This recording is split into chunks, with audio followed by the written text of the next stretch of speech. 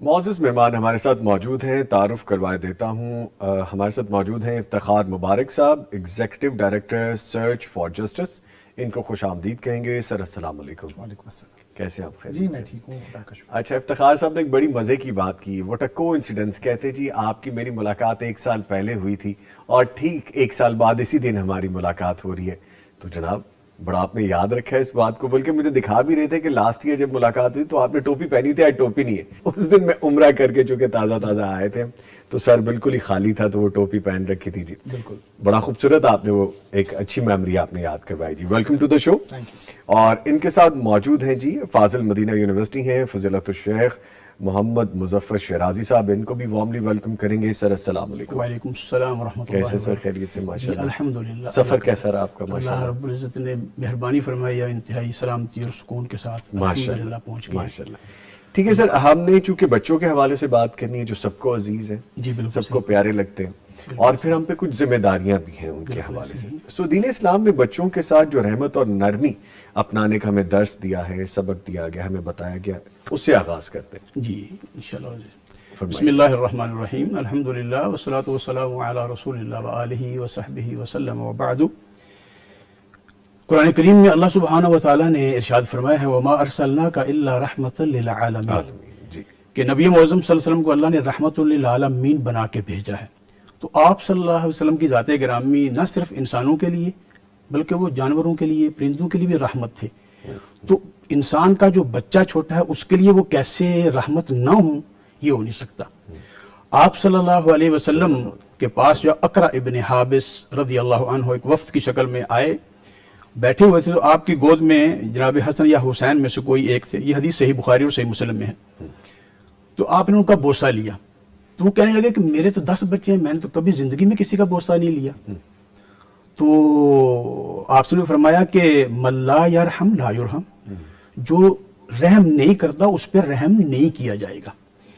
دوسری حدیث مبارکہ بھی صحیح بخاری صحیح مسلم میں آیا کہ لوگوں نے جب دیکھا کہ آپ صلی اللہ علیہ وسلم اپنے بچوں کو جو ہے وہ بوسہ دے رہے ہیں، تو فرمایا کہ ہم تو نہیں بوسہ دیتے۔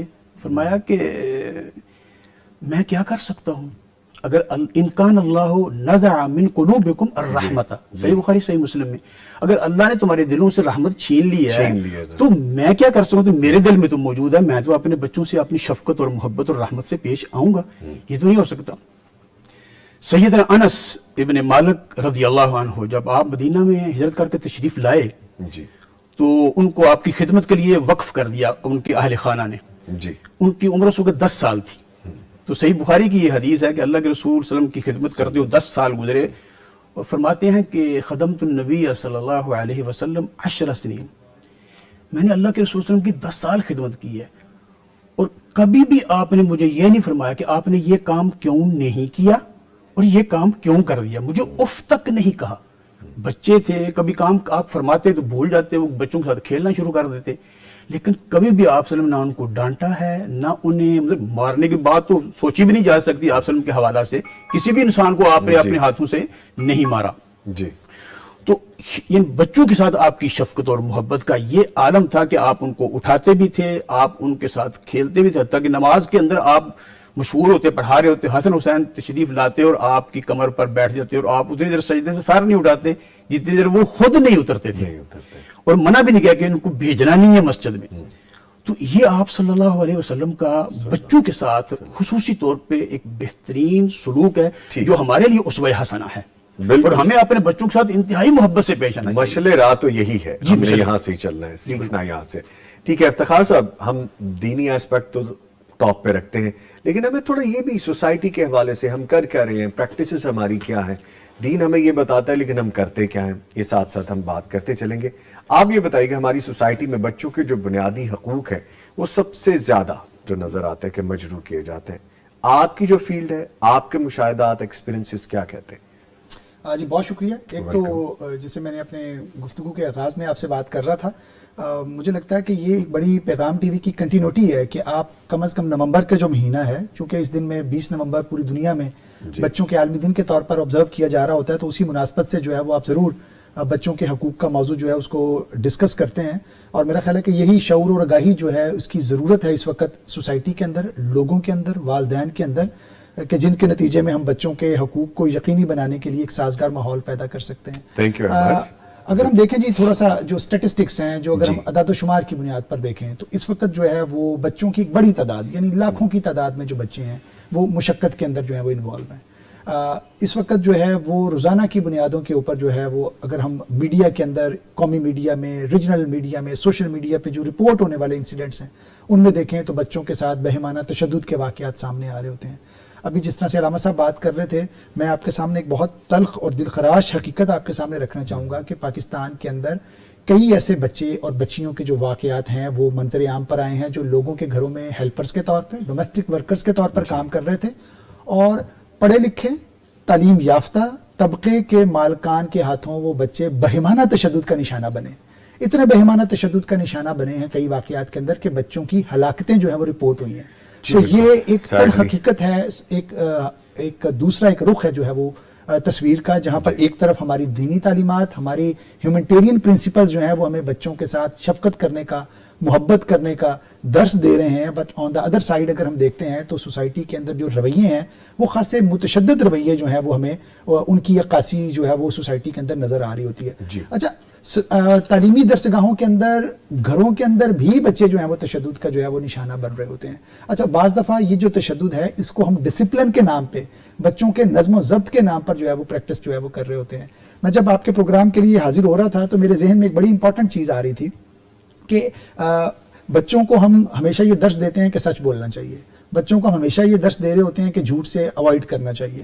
ان کو بردباری کا، تحمل کا، بڑوں کی عزت کرنے کا، اساتذہ کی عزت کرنے کا، پڑھائی میں دلچسپی لینے کا درس دے رہے ہوتے ہیں. اچھا، اور یہ درس کہاں پہ مل رہا ہوتا ہے؟ یہ گھر کی بنیاد پہ مل رہا ہوتا ہے، یہ درس اسکولوں کے اندر مل رہا ہوتا ہے، یہ درس تدریسی کتب کے اندر موجود ہے. لیکن اس کے باوجود جو ہے وہ بعض دفعہ جو ہے وہ تھوڑی سی کوتاہیاں ہو جاتی ہیں اور بچے ان کو شاید اس طریقے سے فالو نہیں کر پا رہے ہوتے. لیکن آن دا ادر سائڈ اگر آپ دیکھیے، یعنی اتنی کنسسٹنٹ ایفرٹ کے باوجود جو ہر لیول پر دی جا رہی ہیں وہ مطلوبہ نتائج حاصل نہیں ہو پا رہے ہوتے. تو بچوں کے تحفظ کے اگر ہم موضوعات کو ڈسکس کرنے کی بات کریں تو نہ گھروں میں وہ ڈسکس ہو رہے ہوتے ہیں، نہ اسکولوں میں ڈسکس ہو رہے ہوتے ہیں، نہ ہمارے تعلیمی نصاب کے اندر وہ ڈسکس ہو رہے ہوتے ہیں.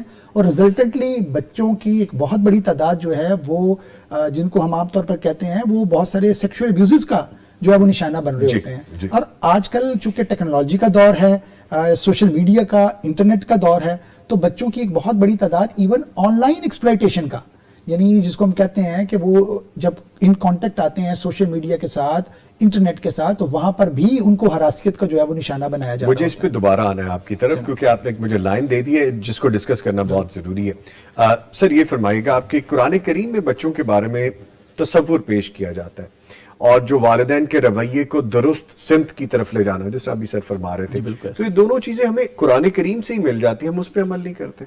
فرمائیے گا. جی، بسم اللہ الرحمن الرحیم. اچھا، گزارش اس میں یہ ہے کہ قرآن کریم نے، بلکہ اسلام نے ہمیں جو بچوں کے لیے جو چیز پیش کی ہے وہ ایک تو ہے کہ یہ بچے جو ہیں وہ آپ کے لیے جو ہیں وہ نعمت ہیں. جی بالکل، جیسے قرآن کریم اللہ تعالیٰ نے فرمایا المال والبنون زینت الحیات الدنیا، کہ بچے جو ہیں یہ نعمت ہیں. اور دوسرا جو تصور پیش کیا ہے قرآن کریم نے بچوں کے حوالے سے، وہ آپ کے پاس یہ امانت ہے.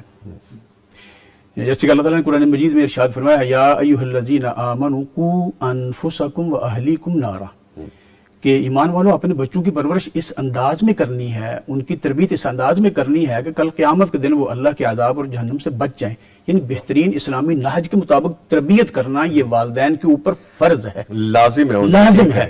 اس کے اگر کوئی والدین اس سے جو ہے وہ بالکل بے توجہی کر رہے ہیں، دنیاوی معاملات میں ان کو فلی طور پر اپنے فیلسٹیٹ کر رہے ہیں، لیکن دین کے حوالے سے، تربیت کے حوالے سے ان کو بالکل ایسے ہی چھوڑا ہوا ہے، تو یہ کل قیامت کے دن اللہ سبحانہ و تعالیٰ کہ رسول صلی اللہ علیہ وسلم نے ارشاد فرمایا، جابر بن حضرت عبداللہ ابن عمر فرماتے ہیں رضی اللہ عنہ کہ رسول کائنات فرمایا کلکم راع وکلکم مسئول عن رعیتہ والرجل راع فی اہلہ وهو مسئول عن رعیتہ، کہ ہر ایک جو ہے وہ ذمہ دار ہے، ہر ایک سربراہ ہے، اور اس کو اس کی ذمہ داری کے متعلق اللہ سبحانہ و تعالیٰ کل قیامت کے دن ضرور پوچھیں گے. فرمایا آدمی اپنی فیملی کا سربراہ ہے، والدین اپنی بچوں کے اپنے مسئول ہیں. کل قیامت ان سے پوچھا جائے گا کہ آپ نے اپنے بچوں کو وہ تربیت کیوں نہیں دی جس سے اللہ کے عذاب سے بچ سکتے. تو ان کی اخلاقی تربیت بھی، ان کی دینی تربیت بھی، اور ان کی تعلیم کے حوالے سے یہ والدین کی ذمہ داری ہے ایسی جس سے کل قیامت ان کو پوچھا جائے گا، اور کل پھر جواب تو کوئی نہیں ہوگا.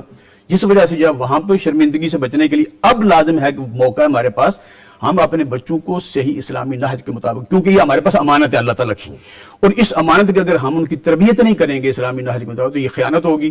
اور تیسرا جو تصور پیش کیا اللہ سبحانہ وتعالیٰ نے قرآن کریم کے اندر جو ہے وہ بچوں کے حوالہ سے، وہ یہ ہے کہ یہ بچے جو ہیں وہ آپ کے لیے جو ہیں وہ اپنے آزمائش ہیں، بچے آزمائش ہیں، جیسے مال اور جی، بچوں۔ انما اموالکم و اولادکم فتنہ۔ جی تو یہاں یہ دیکھنا ہے کہ آپ نے ان کی بہترین تربیت کرتے ہوئے جو ہے وہاں جہاں آپ کو یہ کرنا پڑے کہ بچے کی تربیت، اگر بچے کی تربیت کرنی ہے تو وہاں آپ کو جو ہے وہ بچے کو سچ سکھلانا ہے، بچے کو جھوٹ سے نفرت دلانی ہے، لیکن یہ نہ ہو کہ کہیں آپ بچے کو بچے کے حوالے سے فیور دینے کے لیے آپ کیا کریں، غلط تعبیر کریں یا جھوٹ بولیں، یا یہ اور عموماً تو یہ ہمارے معاشرے کے اندر، انسانی معاشرے کے اندر چلا آ رہا ہے، جب بچہ اس کا کسی ایسی مصیبت میں پھنستا ہے یا کسی پریشانی میں تو والدین جو پوری کوشش کر کے، چاہے وہ اس کا صحیح جرم ہو اور وہ واقعتاً مجرم ہو، لیکن ہم کیا کرتے ہیں وہ اس کو جس طرح بھی ہمیں اس وہاں سے جو نکالنا پڑے وہ ہم اس کو نکالتے ہیں۔ لیکن اللہ تعالیٰ نے فرمایا کہ جیسے کہ جناب رسول کریم صلی اللہ علیہ وسلم، فتنے کی حالت تھوڑی سی، رسول کریم صلی اللہ علیہ وسلم خطبہ جمعہ ارشاد فرمایا، صحیح بخاری کی حدیث ہے، جناب حسن حسین تشریف لائے، قمیصیں لمبی تھی، وہ پاؤں میں اٹکتی تو گر جاتے، اٹھتے گر جاتے، تو آپ نے خطبہ چھوڑا، جا کے ان دونوں کو اٹھایا اور اٹھا کے اپنے پاس ممبر پہ تشریف لے گئے، فرمایا کہ اللہ تعالیٰ نے سچ ہی فرمایا، انما اموالکم و اولادکم فتنہ، میرے بچے میرے سامنے گر رہے تھے، مجھ سے برداشت نہیں ہو، میں خطبہ جمعہ چھوڑ کے وہاں گیا، ان کو اٹھا کے لے گیا ہوں، یہ اللہ تعالیٰ کا سچ۔ تو یہاں یہ ہے کہ بچوں کی فیور کے لیے ہمیں کبھی بھی ان کے جرم پر پردہ نہیں ڈالنا، جب پردہ ڈالیں گے تو وہ اور بڑے مجرم بن جائیں گے، شروع میں ان کو کلا کما کر دیا جائے۔ ٹھیک ہے، تربیت میں کسی قسم کا کمپرومائز جی کمپرومائز نہیں، یہ دین ہمیں سکھاتا ہے۔ جی سکھاتا ہے بالکل۔ اچھا سر، جتنا ہو رہا ہے مجھے لگتا ہے وہ کم ہے، آپ اس کو پراپر طریقے سے بتا سکیں گے؟ ایک خاموشی سی نظر آتی ہے، اس کی وجوہات کہیں، جیسے ابھی آپ تشدد کے حوالے سے کہتے ہیں، ابیوز کے حوالے سے کہتے ہیں، تو یہ کیسز میں جو ایسے کیسز ہیں ان کو رپورٹ نہیں کیا جاتا یا رپورٹ کرنے میں رکاوٹ ہوتی ہے، اس حوالے سے فرمائیے گا۔ بالکل۔ اچھا، ایک تو میرا خیال ہے کہ علامہ صاحب نے ایک بہت ہی ایسی عمدہ بات کہی ہے جو کہ بچوں کا جو ایک ہم عام طور پر کہتے ہیں کہ ایک گلوبل گائیڈنس کی جہاں سے ہمیں مل رہی ہوتی ہے دنیاوی، UN convention on the rights of the child, علامہ صاحب نے کہا کہ بچے امانت ہیں۔ وہ کنونشن بھی جو ہے وہ کسی حد تک ایسی ہی بات کر رہا ہے، وہ بھی یہ کہہ رہا ہے کہ بچے کسی کی نجی ملکیت نہیں ہے، کیونکہ اکثر اوقات ہم نے یہ دیکھا ہے کہ بچہ اسکول جانے کی بجائے اگر لیبر میں جا رہا ہے تو ماں باپ یہ سٹانس لیتے ہیں کہ جی میرا بچہ ہے، آپ کو کیا۔ تو علامہ صاحب نے بھی میرا خیال ہے اسی سے ملتی جلتی بات جو ہے وہ کی ہے کہ نہیں، بچے کی جو بہترین تربیت ہے وہ والدین کی ذمہ داری ہے، وہ کسی طور بھی اس سے صرفہ نظر نہیں کر سکتے، they are accountable to that. Allah تبارک و تعالیٰ جو ہے وہ ان سے سوال پوچھیں گے کہ آپ نے اپنے بچوں کی تربیت میں کیا کنٹریبیوٹ کیا۔ یہ میرا خیال ہے ایک بہت امپورٹنٹ جو ہے وہ ان کی گفتگو سے وہ لائن بڑی خوبصورت ہے افتخار صاحب جو کہی ہے کہ بچے کسی کی ملکیت نہیں ہے، اور میں اس کو سو کال کہتا ہوں میرا بچہ، میں جو میرا بچہ ہے جی، بالکل ایسا ہی ہے جی، بالکل ایسا ہی ہے۔ اچھا، اب جہاں تک آپ نے کہا کہ سوسائٹی کے اندر جو رپورٹ نہیں کیا جاتا، ایک خاموشی کا کلچر ہے۔ اچھا، ایک تو یہ دیکھیے کہ بنیادی طور پر خاص طور پر اگر ہم بچوں پر رپورٹ ہونے والے تشدد کے واقعات کے پیٹرنز کو دیکھیں تو میں نے شاید پچھلی دفعہ بھی یہی بات کہی تھی اور اس دفعہ بھی یہی بات کہ خاص طور پر جو، کیونکہ تشدد کی مختلف شکلیں ہیں، کہیں پر تشدد جسمانی صورت میں ہے، کہیں پر تشدد نفسیاتی اور جذباتی صورت میں ہے، کہیں پر تشدد جو ہے وہ جنسی صورت میں ہے۔ اچھا، بالخصوص جنسی تشدد کے حوالے سے جو ہے وہ رپورٹنگ کے اندر سوسائٹل پریشرز اور سوسائٹل ہرڈلز ہیں جو کہ رپورٹنگ کو روکنے میں یا کم کرنے کے اندر کنٹریبیوٹ کرتی ہیں، چونکہ ایک پورے کا پورا فلسفہ اور ایک پورے کا پورا ایک جس کو ہم کہہ سکتے ہیں کہ ایک ایسا نیریٹو کریٹ کیا گیا ہے کہ اس معاملے کو عزت، غیرت اور یعنی آنر، فیملی آنر کے ساتھ جو ہے وہ جوڑ دیا گیا ہے۔ ایک دوسرا اینگل یہ ہے کہ ہمارے ہاں جو انصاف کے حصول کا سفر ہے وہ خاصا جستجو بھی مانگتا ہے، وہ خاصا فالو اپ بھی مانگتا ہے، وہ مالی وسائل بھی مانگتا ہے، وہ آپ کا وقت بھی مانگتا ہے، باوجود اس کے کہ آپ کے ساتھ ظلم ہوا ہے۔ بہت سارے اس طرح کے ہم نے کیسز دیکھے ہیں کہ جہاں پر اگر کوئی واقعہ رپورٹ ہوا ہے اور جس بچے یا بچی کے ساتھ کوئی بد سلوکی کا واقعہ جو ہے وہ سامنے آیا ہے، فیملی جو ہے وہ مالی طور پر بھی کمزور ہے، سماجی طور پر بھی کمزور ہے، تو ایک جو چیز بڑی مجھے تشویشناک ہمیشہ لگتی ہے اور مجھے لگتا ہے کہ یہ ہماری اخلاقی قدروں کی پستی کی نشاندہی کرتی ہے کہ سوسائٹی کے زیادہ تر جو ہمارے مقامی انفلوئنشلز ہوتے ہیں، جو مقامی ہمارے جن کو عام طور پر معززین کہتے ہیں، باثر لوگ ہیں، ان کا پورا زور، ان کی سپورٹ بدقسمتی سے زیادہ تر کیسز میں ظالم کے ساتھ ہوتی ہے، گلٹی کے ساتھ، اور عام طور پر جو ہے جو مظلوم ہے بچہ اور اس کا خاندان، وہ عدالت میں اکیلے آ رہے ہوتے ہیں، وکٹم بیچارے، وہ وکٹم جو ہیں ان کو جو ہے وہ اس طرح کی سوسائٹل سپورٹ نہیں مل رہی ہوتی. تو یہ جب اس طرح کا ایک کلچر پروموٹ ہو جاتا ہے تو نتیجتاً لوگ جو ہے وہ رپورٹ کرنے کی بجائے بدقسمتی کے ساتھ آؤٹ آف کورٹ سیٹلمنٹ کی طرف جاتے ہیں. اچھا، ایک چیز بڑی امپورٹنٹ ہے سمجھنے کے لیے کہ یہ جتنے بھی ہمارے ہاں جرائم ہیں بالخصوص جن کا تعلق بچوں کے ساتھ سیکشل ابیوز کے ساتھ ہے، قانونی طور پر یہ ناقابل راضی نامہ ہے. یعنی ان کے اوپر والدین، ٹیکنیکلی طور پر ان کے اوپر والدین کے پاس بھی اختیار نہیں ہے کہ وہ مجرم کو معاف کر دیں، کوئی کمپرومائز نہیں ہے. اچھا، لیکن پھر ہوتا کیا ہے کہ جب آؤٹ آف کورٹ بیٹھ کر سیٹلمنٹ ہو جاتی ہے تو پھر کہیں نہ کہیں پر جو ہے وہ قانون کے اندر جو موجود کچھ اس طرح کے گرے ایریاز ہوتے ہیں ان کا فائدہ اٹھا کے اس طرح کی راہ ہموار کی جاتی ہے کہ وہ جو کمپرومائز ہے وہ ایسے نہ لگے کہ کمپرومائز ہے، بلکہ اس کو ٹیکنیکل گراؤنڈز کی بنیاد پر جو ہے وہ ملزم کو جو ہے وہ اس کے اندر رعایت مل جاتی ہے. تو یہ مجھے لگتا ہے کہ سب سے بڑا جو اینگل ہے وہ یہ ہے کہ ایک تو سوسائٹی کے اندر بطور سوسائٹی یہ ایکسیپٹنس نہیں ہے کہ ہمیں ہمیشہ مظلوم کی حمایت میں کھڑے ہونا ہے، ہمیں ہمیشہ ظالم کے خلاف کھڑے ہونا ہے، ایک اینگل. دوسرا اینگل کہ انصاف کے جو حصول کا سفر ہے، یعنی جس کو ہم کہتے ہیں کہ اسینشل سروسز جو کہ انصاف کے لیے ضروری ہیں، ان کے حصول کو مزید آسان کیا جانا ضروری ہے تاکہ لوگ جو ہیں وہ سمجھیں کہ ہمارے لیے اگر ہم انصاف کے حصول کی طرف جائیں گے، ہم رپورٹ کرنے کی طرف جائیں گے تو نہیں، ہمیں ہزیمت نہیں اٹھانا پڑے گی، ہمیں جو ہے وہ سالہ سال انتظار نہیں کرنا پڑے گا، بلکہ ہمارے ان کیسز کا فیصلہ جو ہے وہ قانون کے مطابق، شواہد کے مطابق ہوگا اور ملزمان کیفر کردار کو پہنچیں گے. تو یہ بھی مجھے لگتا ہے کہ ایک ایگزامپل کو جو ہے وہ سیٹ کرے گا. میں صرف اس میں ایک چھوٹی سی چیز کا اضافہ کر دوں کہ یہ جو خاموشی کا کلچر ہے جس میں اکثر کہا جاتا ہے کہ اچھا جو ہو گیا بس اب خاموش ہو جائیں، خیر ہے، پہلے ایک کو پتا تھا اب سب کو پتا چل جائے گا. اچھا، یہ جو خاموشی کا کلچر ہے یہ ظالموں کو حمایت کرتا ہے، یہ ظالموں کو مزید اس بات کی تقویت دیتا ہے کہ ٹھیک ہے اگر آپ ظلم کریں گے تو آپ کے خلاف بولنے والی آوازوں کو دبایا جا سکتا ہے. تو میں یہ سمجھتا ہوں کہ اس خاموشی کے سائلنس کو، یہ جو سائلنس کا کلچر ہے، خاموشی کا یہ جو کلچر ہے، اس کو ختم کرنے کی ضرورت ہے. ہمارے مذہبی علماء کرام، ہماری سماجی تنظیمیں، ہمارے بااثر افراد، ہم سب کو جو ہے وہ متاثرین کے ساتھ، وکٹمز کے ساتھ ان کی حمایت میں کھڑے ہونے کی ضرورت ہے تاکہ ظالموں کو یہ پیغام مل سکے کہ نہیں، یہ سماجی طور پر بھی اکیلے نہیں ہیں. دینی تعلیمات تو ہماری بہت واضح طور پر ہمیں یہ اس کی نشاندہی کرتی ہیں کہ ہمیں مظلوموں کی حمایت میں کھڑے ہونا ہے. مختلف اس کے بلکہ ٹیئرز بھی بتا دیے گئے کہ اگر ایسے نہیں کر سکتے تو ایسے کھڑے ہو جائیں. ہمیں ہمیشہ مظلوموں کی حمایت میں کھڑے ہونا ہے اور تاکہ ظالموں کو اس بات کا تاثر مل سکے. مظلوم کو دینا ہے، نہ کہ حوصلہ ظالم کو دینا. جی بالکل ایسے ہی، بالکل ایسے ہی. اچھا سر، آپ یہ فرمائے گا شیخ صاحب کہ جس طرح نبی کریم صلی اللہ علیہ وسلم کے حوالے سے بھی ہم نے بات کی کہ بچوں کے ساتھ محبت اور عزت، جو اصول سکھائے گئے ہیں، جو رہنمائی ہمیں وہاں سے ملتی ہے خاص طور پہ بچوں کے لیے نبی مکرم سے، وہ کیا ہے؟ جی، اس میں سب سے پہلی بات تو یہ ہے کہ بچوں کو جو ہے وہ عزت دینی چاہیے. یعنی والدین ہوں یا معاشرے کے جتنے بڑے ہیں وہ بچوں کو عزت دیں. یعنی ایسا رویہ ان کے ساتھ کبھی بھی نہیں اپنانا چاہیے جس سے بچہ انسلٹ فیل کرے. جب وہ بچہ انسلٹ فیل کرے گا تو وہ اس کی اور والدین کے درمیان دوری ہونا شروع ہو جائے گی.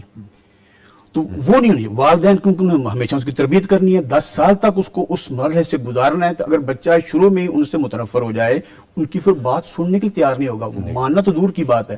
تو بچے کو ہمیشہ عزت دینی چاہیے. آپ صلی اللہ علیہ وسلم کی ذات گرامی جو ہے وہ بچوں کے لیے، بچوں کے ساتھ کیا کرتے.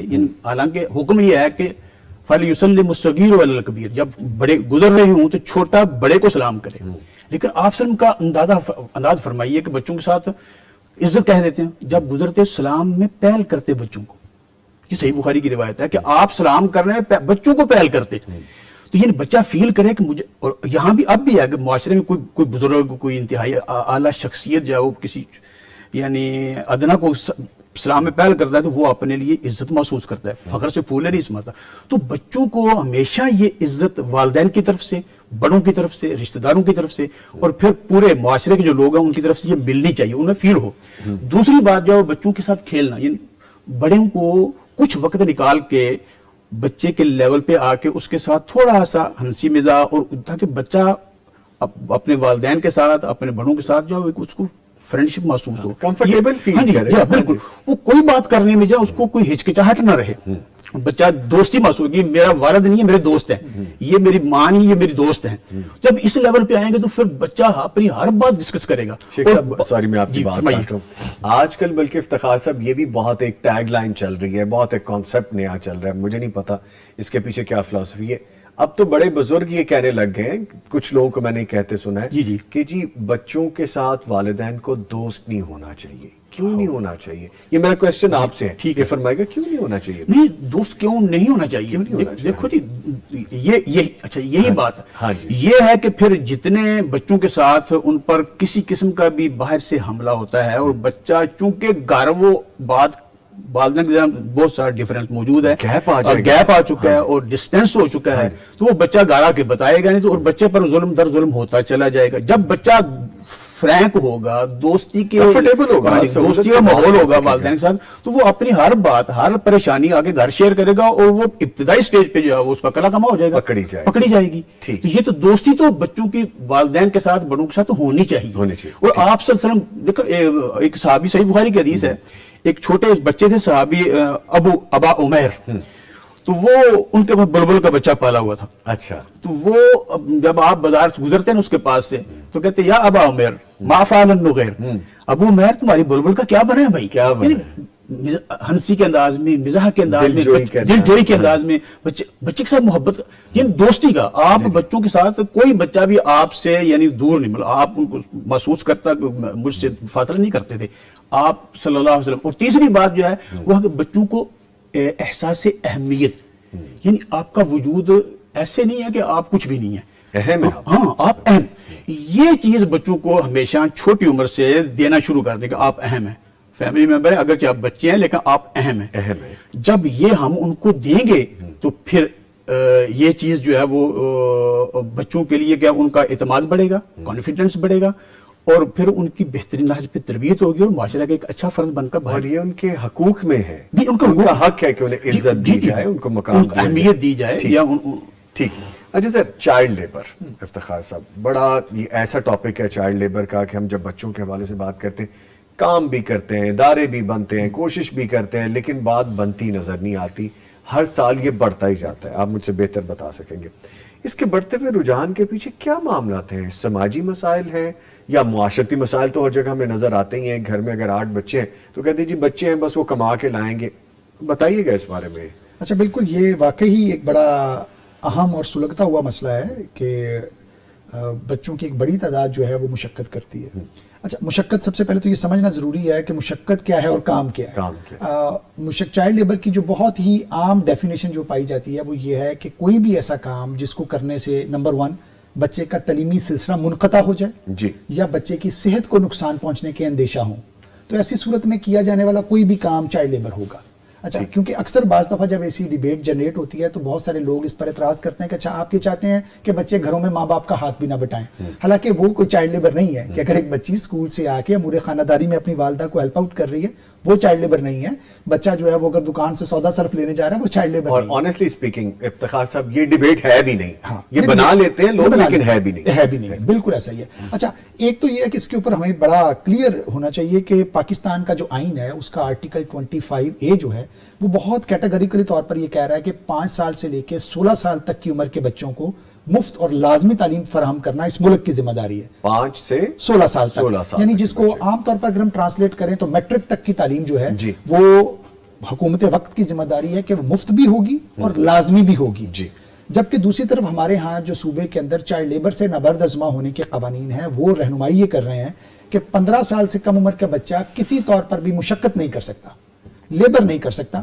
15 سے 18 کے درمیان میں قانون میں اس کو نوعمر کہا گیا ہے, اور یہ کہا گیا کہ ہاں 15 سے 18 کے درمیان میں وہ کام تو کر سکتا ہے لیکن وہ کوئی ایسا کام نہیں ہوگا جو اس کی صحت کے لیے نقصان دہ ہو. مثلا اس میں کچھ قدغنیں رکھ دی گئی ہیں کہ جیسے وہ ایسی جگہ پر کام نہیں کرے گا جہاں پر ایسڈ یعنی تیزاب کا کچھ کام ہو رہا ہے, جہاں پر کوئی ہیوی مشینری استعمال ہو رہی ہے, جہاں پر لوہا پگھلانے کی بھٹیاں استعمال ہو رہی ہیں, جہاں پر کوئی بیڑی یا سگریٹ بنانے کا کام ہو رہا ہے, جہاں پر کوئی ہیوی وولٹیج کا کام ہو رہا ہے, الیکٹرک وولٹیج کا. تو اس طرح سے کئی ایسے شعبہ جات ہیں جس میں کہا گیا کہ نہیں کان کنی ہے جیسے کہ اس کے لیے 15 سے 18 بھی نہیں, اس کے اندر پھر 18 سے اوپر جا کے جو ہے وہ کام کیا جائے.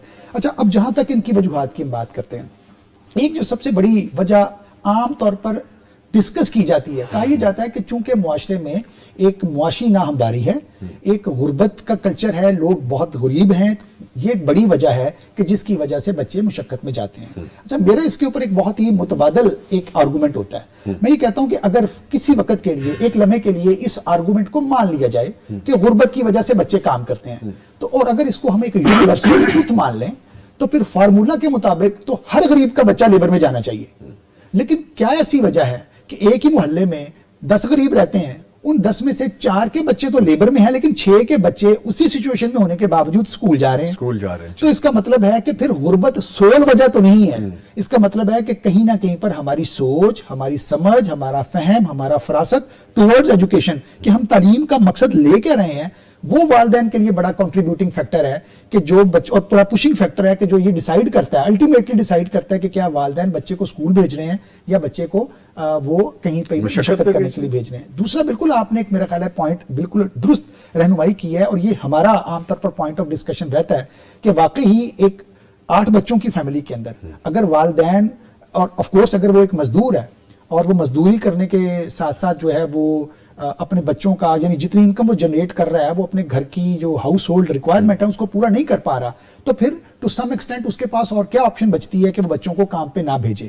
تو یہ بھی ایک ڈسکشن کا پوائنٹ ہے کہ پھر ایک طرف تو جب ہم بچے جب پیدا ہو رہے ہوتے ہیں تو ہم یہ سمجھ رہے ہوتے ہیں کہ وہ اپنا رزق ساتھ لے کے آ رہے ہیں، اور دوسری طرف جب وہ رزق بھی اگر ساتھ لے کے آ رہے ہیں اور پھر جیسے علامہ صاحب نے فرمایا کہ پھر میرے اوپر بطور والدین یہ ذمہ داری بھی عائد ہو رہی ہے کہ میں نے تربیت بھی کرنی ہے، کیونکہ مجھ سے اس تربیت کے بارے میں سوال بھی کیا جائے گا، میں نے اس کو بہترین کارآمد خیر کا فرد بھی بنانا ہے. تو اگر میں نے بطور والدین اس کو ڈال ہی کام پر دیا ہے اور اس سے اس کا وہ بنیادی آئینی حق بھی اور وہ شاید کہیں نہ کہیں پر مذہبی حق بھی جو تعلیم کے حوالے سے تھا، وہ دنیاوی تعلیم بھی ہے، وہ دینی تعلیم بھی ہے جو کہ اس کو بہتر انسان بننے کے لیے ضروری تھی، پرووائڈڈ ہو گیا. والدین پہ پھر یہ بھی ذمہ داری ہے کہ بچوں کی تربیت کرنی ہے، بچوں کو پالنا ہے، ان کا نان نفقہ. آپ یقین کیجئے میرے ایکسپیرینس میں ایسے لوگ ہیں، ایک بچہ جو ٹھیک طریقے سے دیکھ نہیں پاتا، بہت زیادہ اس کی نظر ویک ہے، میں نے اس کو 2-4 دفعہ نوٹ کیا، نیبرز میں آس پاس جو بچے ہوتے ہیں، میں نے کہا بیٹا اس طرح کر کے کیوں دیکھتے رہتے ہو ہر وقت، اور بالکل آنکھیں بند کر کے، آنکھوں پہ زور ڈال کے. وہ کہتے ہیں کہ جی میری آئی سائٹ بہت زیادہ ویک ہے، مجھے نظر نہیں آتا، اور اس تک نہیں نظر آتا، بالکل سامنے تک نہیں نظر آتا. میں نے اس کے باپ کو بلایا، کہتے جی بس وہ اینک بنوائیں گے. آپ یقین کریں ہفتوں گزر گئے. میں نے بچے کو پکڑا، میں نے کہا چلو، چل کے اس کی گلاسز بنوائی. بتانے کا مقصد کیا وہ میں اینڈ میں بتاؤں گا. اس کی گلاسز بنوائی، بنوانے کے بعد اس کو سارا چیک کروایا، سب کچھ ٹھیک نظر آ رہا ہے. کچھ دنوں بعد اس والدین نے بڑا شکریہ، تھینک یو، اور بچہ جا رہا ہے، آ رہا ہے. میں نے کہا کہ جی اب کیا معاملہ ہوا؟ اینک نہیں ہے. وہ جو میری اینک ٹوٹ گئی. اینک ٹوٹ گئی تو بھائی پہلے تو اتنے مہینے لگا دیے، جب سے مجھے پتا چلا پتہ نہیں کتنے سال گزر گئے ہوں گے. آپ بچے کی زندگی کو ڈیمیج کر رہے ہیں.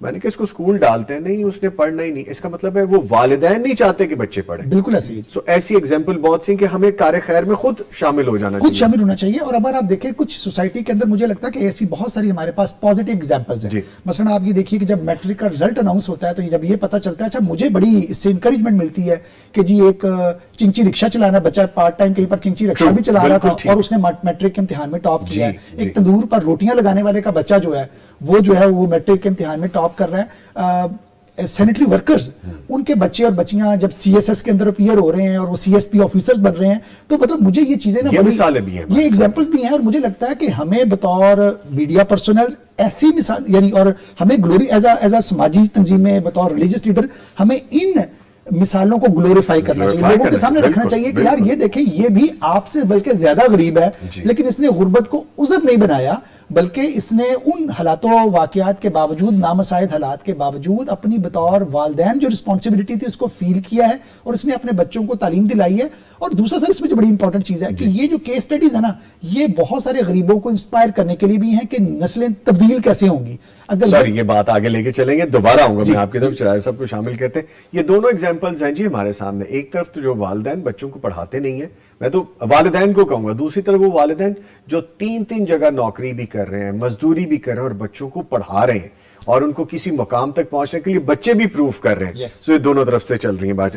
اچھا سر، یہ گفتگو تو ختم ہونے والی نہیں ہے، ہم چلاتے بھی رہیں گے، لیکن دینی ہمارا جو پہلو ہے وہ لازمی رکھیں گے. جو تعلیم و تربیت اور کردار سازی بچوں کا حق ہے، جیسے ابھی افتخار صاحب بھی کہہ رہے تھے، دین ان تینوں کو کیسے ایک نظام میں جوڑتا ہے, کیسے واضح کرتا ہے, ہمیں کیسے سمجھ آتا ہے کہ یہ ان کا حق ہے, یہ تو ہمیں دینا ہی دینا ہے ایز اے جی پیرنٹ؟ بالکل دینا.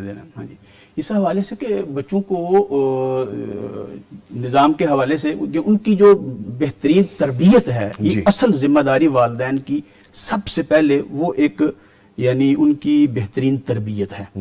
اور تربیت اس سے جب بچہ پیدا ہوتا ہے تو نام کی جو چوائس ہے اس میں یہ ضرور دیکھنا چاہیے کہ بچے کا نیم اچھا ہو, میننگ فل ہو, خوبصورت معنی والا ہو اور اچھے معنی والا ہو. اس کی میں ایک مثال دیتا ہوں. سیدنا سعید بن المسیب یہ تابعی ہیں اور ان کی عشرہ مبشرہ صحابہ کرام سے جو ہے وہ ملاقات ہے, کبار تابعین میں ہیں. ان کے والد گرامی بھی صحابی ہیں مسیب, اور ان کے دادا بھی صحابی ہیں حزن. جی. تو ان کی جب ملاقات ہوتی ہے, حدیث صحیح بخاری, صحیح اور سنن ابی داؤد اور صحیح مسلم میں موجود ہے. تو آپ پوچھتے ہیں مسمو کا, آپ کا نام کیا ہے؟ وہ کہتا ہے جی میرا نام حزن. آپ فرمائے لا بل انت سہل. حزن کا معنی ہے سخت, وہ زمین جو سخت پتھریلی ہوتی ہے. تو فرمایا کہ نہیں, آپ آج سے سہل ہیں. تو وہ جواب دینے لگے نہیں, ما اغیر اسمن سمانی ہی ابھی, جو میرے باپ نے نام رکھا ہے میں وہ تبدیل نہیں کروں گا. اچھا, آپ نے جو ایسا نام سنا ہے اور نام سننے کے بعد آپ کو پسند نہیں آیا, اس کی میننگ جو ہے, تو آپ نے کہا کہ نہیں آپ اس کو اس نام میں تبدیل. بچوں کا نام رکھتے ہوئے جو ہے اس کو بھی تھوڑا سا یہ رکھنا چاہیے. اور اللہ کے رسول نے یہ فرمایا, صحیح بخاری کی حدیث ہے کہ بہترین نام اللہ جو محبوب ہیں سب سے وہ عبداللہ اور عبد الرحمن ہیں. تو ہمیں اللہ کے ناموں سے لے کے اس کے شروع میں عبد لگا کے رکھ لیں, یا رسول کریم صلی اللہ علیہ وسلم کا نام کے نام پہ بھی رکھا جا سکتا ہے. آپ نے اجازت دیا کہ میرے نام کے ساتھ نام رکھ سکتے ہو. اور پھر یہ ہے کہ صحابہ کرام کے نام سنگل نیم رکھنا, لیکن اس کی میننگ بہترین ہونی چاہیے, کیونکہ یہ بھی بچوں کا حق ہے. یہ حق ہے, اچھا نام ان کا, اچھا نام رکھنا یہ بچوں کا حق ہے. ٹھیک. اور آپ کو برا نام جب سامنے آتا ہے اس کو تبدیل فرما دیتے, اور یہ صحیح بخاری کی روایت ہے, سعید بن مسیب کے دادا گیا ان کو تبدیل. اچھا اگلی بات, مزیدار بات کیا ہے جی کہ سعید بن مسیب فرماتے ہیں کہ جب میرے دادا نے نام تبدیل نہیں کیا تو یہ ما زالت تلک الحزونۃ فینا, ہمارے خاندان میں وہ سختی چلی آ رہی ہے. اچھا, یہ حدیث صحیح بخاری کی, میں خود اس پہ حیران ہوا, بلکہ وہ سختی ہمارے خاندان میں چلی آ رہی ہے. تو یہ نہیں کہ نام کا اگرچہ اس کو آپ بہت زیادہ نہ لیں, لیکن ہے کہ نام کا اثر مسمہ پر کچھ نہ کچھ ضرور ہے. وگرنہ نہ ہوتا تو آپ تبدیل نہ فرماتے. ٹھیک ہے. اچھا سر, چونکہ وقت ختم ہو رہا ہے تو میں معذرت چاہوں گا, بیچ میں چیزیں پکڑ رہا ہوں آپ کی, لیکن مجبوری رہتی ہے, درگزر کیجیے گا. اچھا, جو والدین ہیں اکثر سوسائٹی میں معاشرتی مسائل ہیں, ذہنی ہم آہنگی نہیں ہے, گھر میں سکون نہیں, اکثر لڑائی جھگڑا رہتا ہے, تو ان کے باہمی لڑائی جھگڑے بچوں پر ایک عجیب سی چیزیں ہو رہی ہوتی ہیں, شخصیت پہ کیا اثر چھوڑتی ہیں, وہ بچہ کیا بڑا ہوگا؟ جی بالکل ایسی, یہ بات بالکل درست ہے کہ گھر جو ہے وہ ایک سکون کا گہوارہ اس کو بنایا گیا ہے, کہ ہم نے تمہاری بیوی پیدا کی ہیں اس لیے کہ تسکنوا الیہا, یعنی یہ خاندان بنا ہے, یہ سکون اطمینان کا, سکون کا گہوارہ ہونا چاہیے جس میں بچے پرورش پائیں گے. اسی حساب سے تو پھر وہ بہترین کارگر فرد ثابت ہوں گے. لیکن اگر والدین کی آپس میں لڑائی ہوگی, ایک تو بچوں کے ذہن سے دونوں کی عزت چلی جائے گی, دونوں کا وقار جو ان کے اور احترام جو ہے وہ ختم ہو جائے گا, اور بچے جو ہیں ذہنی طور پر جو ہیں وہ یعنی کہہ لیں کہ احساس کمتری کا شکار ہو جائیں گے, اور ان کے دلوں میں ہمیشہ خوف بیٹھا ہے. جب اس میں لڑتے ہیں وہ سہم کر ایک طرف بیٹھ جاتے ہیں, تو وہ ان کے دل میں خوف بیٹھ جائے گا. تو یہ چیز والدین کو بچوں کے سامنے کبھی کوئی ایسی بات کرنے بھی ہو تو علیحدگی میں بانٹ کے آرام سے کر لیں. بچوں کے سامنے لڑائی کبھی بھی کسی صورت نہیں ہونی چاہیے. بچے جو ہیں اپنا یعنی ان کی شخصیت کا اعتماد کھو بیٹھتے ہیں, کمزور ہو جاتے ہیں, اور باہر بھی وہ ڈرے سہمے رہتے ہیں اور معاشرے کا کارگر فرد ثابت نہیں ہوں گے. ہاں, اس حوالے سے بالکل والدین کو جو ہے وہ نہیں کرنی چاہیے. ٹھیک ہے. اچھا سر, ایک آخری کوشچن, یتیم بچے, اللہ نہ کرے کہ بچے یتیم ہو, کوئی بچہ یتیم ہو, لیکن انفارچونیٹلی, اور اللہ تعالیٰ کا ایک بنایا ہوا سسٹم ہے, ایسے کچھ بچے ہوتے ہیں جو ایسے بچوں کا حق بہت مارا جاتا ہے, وہ بچے سکیٹرڈ ہو جاتے ہیں, بکھر جاتے ہیں.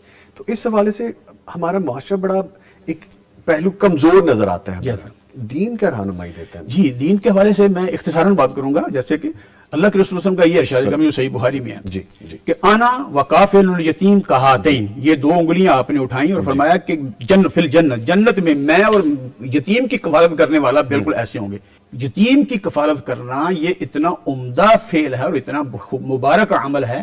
ہمارے معاشرے کو یتیم بچوں کا سہارا بننا چاہیے, اور یہ ہے کہ یہ دنیا میں ویسے برکت ہے, لیکن آخرت میں اللہ کے رسول کا ساتھ, اس کی ضمانت اور اس کی بشارت اللہ کے رسول صلی اللہ علیہ وسلم نے دی ہے. تو ہمیں اس حوالے سے یتیم بچوں کے دست شفقت رکھنا چاہیے, ان کو پالنا چاہیے, ان کی پرورش کرنی چاہیے اور ان کی ضروریات کو پورا کرنا چاہیے. ٹھیک ہے, وقت کم ہے جی افتخار صاحب, اور 1-1.5 منٹ ہے میرے پاس.